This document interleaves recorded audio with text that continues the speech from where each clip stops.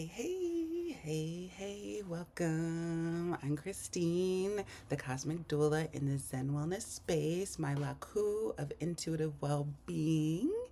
This space, this channel exists to help you navigate your intuitive well-being journey. It's especially for Black mothers and anyone who has to navigate through injustices while still trying to build intuitive, sovereign life. Everything I do and I offer here through astrology, human design, divination exists to help you come home to your sovereignty. As your cosmic doula, I share tools of support and encouragement through intuitive astrology, human design, and divination.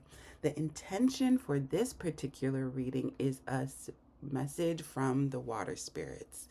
Y'all, this message has come through since the beginning of eclipse season. We're right now in the middle of eclipse season, the time of me recording this, and the water spirits were strong and they said it's time for you to get back to your intuitive card divination, human design, pick a card readings, and they wanted to come through with the message. So this began on the beginning of eclipse season, and Mercury is currently sitting at 29 degrees as it in Virgo, as it moves into 29 degrees. It's full.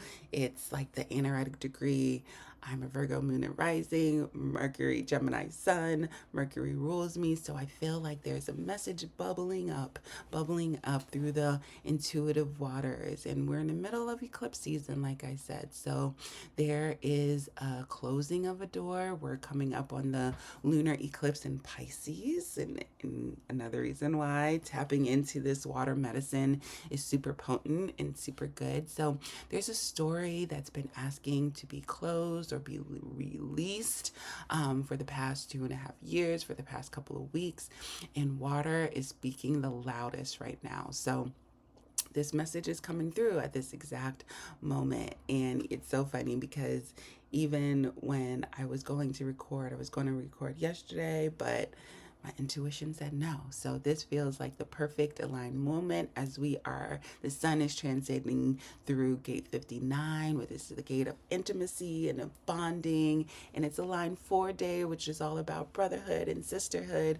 And so I hope that I can be a sister to you today to provide you with some intuitive guidance that you might need for this particular time in your life, for this season, no matter if you're in the middle of eclipse season, post eclipse season, or in your own intuitive journey. I pray that this message will find you at its most divine chime. So for this reading, I will be channeling for each human design type. However, if you're new to human design, you're not sure your profile type, I have information on that I will link below to help you navigate and welcome you to the world, the intuitive world of human design that helps you. I see it as my teachers have told me that it's somatic astrology, help you feel the astrology in your body, help you navigate the energy around you. And so this message is to help you do that. But however, if you want to go with your intuition and if you're feeling Pal 1, Pal 2, Pal 3, Pal 4, Pal 5, feel free. You're a sovereign being, right? So this reading right here is going to be a general reading for the collective messages from the water spirits.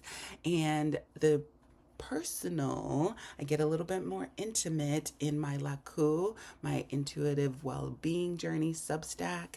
If you are a paid subscriber, you'll get a personal intuitive reading based on your human design type or the profile that you choose. So remember, you are a sovereign being.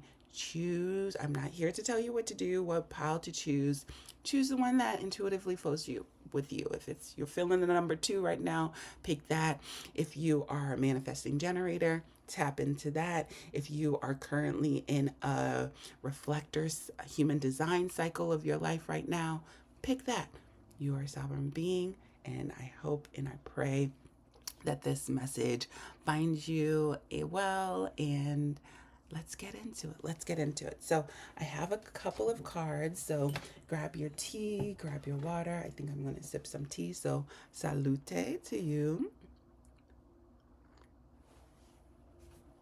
as we navigate these energies. So, what I usually like to do for the collective energy after I've pulled all the cards for each human design type, I take the bottom card of the deck that I pulled, and that really gives me the ethers. I always see the bottom of the deck as the ethers, as the energy surrounding what's going on. So, what better way than to pull the bottom of the deck to kind of show us and help us navigate this particular season of life from the water spirits. Oh my goodness. This is absolutely beautiful. I say beautiful a lot because I think we can find beauty in a lot of things. So I have a lot of cards here. So the water spirits were allowed, and this is for sure a message from the water spirits. I see a lot of water in this collective message. So I'm just going to sit with this really quickly and then share the message. Like I said, there's a lot of water cards here. And yeah, the first message that's coming through is to live out loud. You know, we just left Leo season, and we're in the year of the horse, which speaks to being brazen and living out loud and going forth with your action, like galloping towards what lights you up, what fires you up, you know.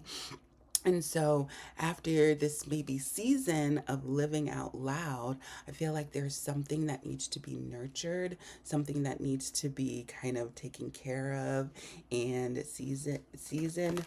So, the first card that came through was Yasiki, Live Out Loud, card 31. And this is giving Leo energy. So, again, coming post Leo season, at the time of me recording this, maybe it's an invitation for you to look at your chart, or maybe a season of life where you lived out loud. How can you carry that energy in with you into the rest of this season? I just really quickly want to see what the guidance of this card says. And this is the temple, the element of water. Surprise, surprise, that this is the element of water. And she's got a reputation of being a free-spirited goddess from the people of Mali. She was empowered to participate in mass dances. So mass dances, like maybe where have you been living out loud and maybe wearing a mask while you're living out loud, or were you in a season of experimentation of living out loud without the mask? Her guidance is for you to express yourself. You have something to say. So we as the collective have something to say, and I know I want to hear it. That's what I love about human design, is because you can tap into the different gifts that are activated in a chart. What gifts are activated in your throat? You got something to say. You got something to say. So share your voice and your magic. Express your you-ness. The divine declaration is, I am free to express myself fully. So this is saying to express yourself fully. And after the season of expressing yourself fully, what I'm getting is to take that seed of what might have manifested and nurture it. Take care of it, nurture it, you know, from this new beginning, the one. How can we close out the spiral, or maybe continue the spiral through a season of 9, Hermit, Virgo, right? From a season of oneness. So I'll just really read this here. You are being asked to look ahead into the next phase or cycle of your life, and creatively craft a vision that aligns with your desires. The elixir of hope is alive within you now, and it has the potential, to guide your dreams to new heights as you dance with the divine and choose your direction. So literally dancing with the divine of what you're living out loud, what's in your heart. You know, Leo rules the heart. So what is in your heart? What do you want to be brazen about? What do you want to roar about? Roar about that now. And in this next phase and cycle, look ahead and craft the vision. What does that look like to lay your hands on what you've expressed and craft and head towards this new this new division? How can you co-create with the universe to expand this vision in new heights? And what I'm getting is that there might be a message, maybe like this one, being delivered to you now that helps inspire you, helps light that spark. And that's something that I definitely hope and wish to do as the Cosmic Doula, as the Oracle of Hope and Inspiration, is to deliver a nurturing message that can help you, that can spark you into your vision, and maybe romance you in some ways. And not only that, tap into your community, tap into your network. I talked a little bit about Gate 59, Line 4, which is the brotherhood, sisterhood. So tapping into that community, tapping into bonding with your community, bonding with your brothers, bonding with your sisters. How can you celebrate how you're living out loud, how you're dancing and co-creating with life? Dance and co-create life with your brothers and sisters, with those in your communities. And again, this is some energy of going back into the water and tapping back into your intuition, looking back at your dreams and saying, okay, something new is being birthed here. Something new is being created. What is this next cycle leading me towards? After I've danced, after I've co-created with life, after I've heard the message, okay, I'm going back into my dream space. What can I co-create? How can I build this newness? And Spirit is also saying, watch out for codependency, right? That's why I love this Page of Cups card, because it kind of, we had a season of celebration, of hanging out with our friends and our families. But the Page of Cups is kind of like, let's go back down to the bottom of the earth, to the bottom of our emotions, and what's bubbling up after this season of external, right? Of being out there. In this next season, am I leaning into codependency? Is this new beginning causing friction, causing conflict? That 5 energy of codependency. So Spirit is saying, watch out for that now. The water spirits are saying, watch out for that. And use the water. Use the water. Use your water. Use the tools that you have in front of you. Knight of Pentacles, she's by the water. So maybe go to a stream, go to a lake, go to the ocean and contemplate, really journal, really write down the different things that are bubbling out for you now, so that you can be a sovereign being and you're not leaning into codependency. You see the value of yourself. The Knight of Pentacles is very slow. I think about treading water, treading through water, going through water. It's not particularly fast. It's kind of slow. When you're at the bottom, at the depth with your emotions, you may need to go slow. And the message from the ancestors here is Tower. We as a collective are going through many Tower moments and we're seeing so many revolutions happen, so many upheavals happen. This is the 6 of Spades, which is all about things that are happening, that giving and taking with the community, that caring and that nurturing. It's like, how can I care for myself when there's so many things literally crumbling, revolting around me? Let's see what the message from the ancestors have to say in regards to this Tower card. 6 of Spades.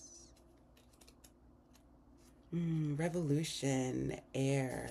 The Tower represents structures, seeking to disempower and ultimately destroy you. It is a situation where your best chance of survival is avoiding it at all costs. But if escape is impossible, you have to fight. For your ancestors, survival depended on their ability to resist physical and spiritual destruction at every turn. So it made sense that they fought to be liberated in every physical and spiritual tool available to them. And that's definitely what I'm seeing. Like, she has in her cup, after she's kind of gotten all the information and all of the things from her community, it's been delivered. She's got to go back into her cup, tap into her resources and really reflect on that. Just like our ancestors did when so many things were happening around them, they used what was growing right next to them, for this time to help liberate them, to help help support them. That's basically what hoodoo is, right? You are meant to use every tool available to you now, not just because it's critical for our liberation, but because it's also your ancestral legacy.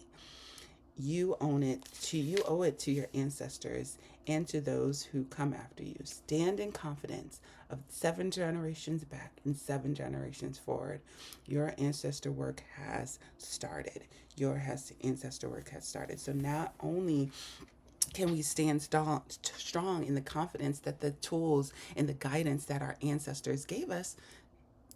Human design hack, look into the design side of your chart. You can see the gifts and the resources that your ancestors, that your spirit, that your soul has provided to you to the season, so that you can bring it into these new beginnings. We're standing with, firm and in confidence with the ancestors, the 7 generations that came back, but we're also doing and liberating ourselves for this next generation forward, for this child energy forward. And again, the rose card that came through is the Temple of the Rose, the sacred power expression, the scarlet codes. So tapping into those resources that, you might have gotten from your ancestors, your higher self, or your future self. Use all of those as resources, as things to kind of bloom, as seeded powers to express, and secret codes that you can use. In the closing message, in the closing archetype for this card is the tear. So again, lots of water energy in the tear. And when I think of Pisces energy, talked about this lunar eclipse, Pisces being water. When I think about anything water, it's highly intuitive. Tears, I think, are gold, are medicine that we can tap into, that we can use to resource ourselves, to resource our visions, from those emotional highs and those lows, and the tears that come to the ground that fertilize your seed that you are meant to vision forward. How can we work with the tears? So let's see what this energy has to say. Beautiful, beautiful. The morning, the release in the rain. Tears are droplets of letting go. This lunar eclipse in Pisces, the last of the Virgo Pisces nodal axis. Oh my gosh, it's all about letting go, letting go that codependency, right? So that you can stand in your sovereignty, in your own emotions, washing out the emotions of others, so that you can really understand and resource yourself through your own emotions. Once they begin to fall, we allow the swelling of the tide of emotions to run its elemental course. Often, the tears is what is needed in order for a conversation or a situation to break into the next level of intimacy and vulnerability. We are currently in the gate of intimacy, and intimacy requires vulnerability. It really does. It really does. In order for me to see into you, to see and allow you to see into me, the only way we can do that is through being vulnerable, through expressing our raw, authentic emotions. Tears might flow through that, but let them. They are seeds, and they're watering seeds for a new cycle, new situations to break off in. Tears is what's needed in order for a conversation or a situation to break into the next level of intimacy and vulnerability. Some say that tears are so powerful in softening our egos that they open up a portal to the world of the unseen. Through our watery eyes, the ancestors catch a glimpse of us, and we are reminded of their eternal embrace. We sense our humanity and our humility. We allow ourselves to be held, and it's likely that this card appears when there's grieving yet to do. So we got to go through some stages of grief. Grieve is part of the process. Grief is part of the revolution, right? Grief is part of liberation. Sinking down into disappointment or despair that once acknowledged will bring a shimmer of clarity to our dewy eyes. So through, as a collective, we're full of tears, we're full of rage, we're full of what the fuck is going on in this cycle? Like, ew, I chose to be one of the ones to be incarnated during the cycle. Let them, let it simmer, let it bubble up. This is clarity coming through, even through our tear-filled dewy eyes. One in light, melody of melancholy. I'm thinking of all of those melancholic gates in human design. I have many of them, many things located in the solar plexus. Solar plexus is like your emotional center. Through those emotional melancholy, the beautiful things, the most beauty is created. It's most is the birth from this melancholy. And flowing through. So when in the light, melody, melancholy flowing through. When in dark, drowning, drama, murkiness.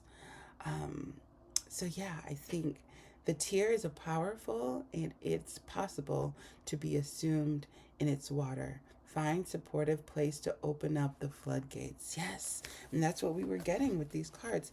Find a safe space to open up these floodgates, right? Is it within the temple of the rose where you are connected to your path, your ancestors, your current self, your higher self, your future self, right? Step into that temple now, that temple of the rose, and let the dewy tears flow to help you with clarity. Third eye clarity in this new season. So that is the message for the collective, for the water spirits. I would love to leave you with a few closing affirmations. And during the time of me recording this, even though this is a timeless reading, we're still feeling the energetic vibrations of closing this Virgo Pisces eclipse season together. And so I'm leaving you with some affirmations and some mantras that help carry me through the season. And I pray that it helps carry you through. So let them flow through you and take what you need. I have enough. I do enough. I am enough. I'm putting down and I'm going to enjoy my life.